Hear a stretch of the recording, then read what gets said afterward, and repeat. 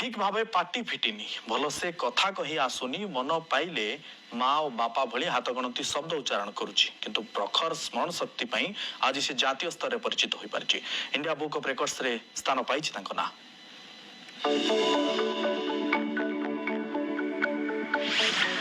ना प्रायुषी दास, जन्म 20 जून 2024, घर पंडा कॉलोनी ब्रह्मपुर,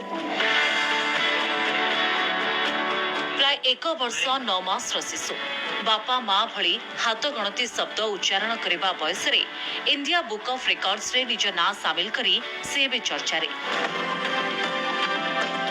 जीवजंतु पक्षी फल फूल परिबा रंग विभिन्न गाड़ी शरीर अंग प्रत्यंग साप्ताहिक 12 भली 150 रु अधिक शब्द इंग्राजी रे मन रखिबा सहित उच्चारण करी से यही रेकर्ड हासिल करिसेंते। बापा उमा पॉलिटेक्निक कॉलेज अध्यापक थिबा बेले प्रायुषी एकमात्र शिशु कन्या। एभली विस्मय कन्या पाई बापा माँ गर्व अनुभव करुथबा कहिसेंते।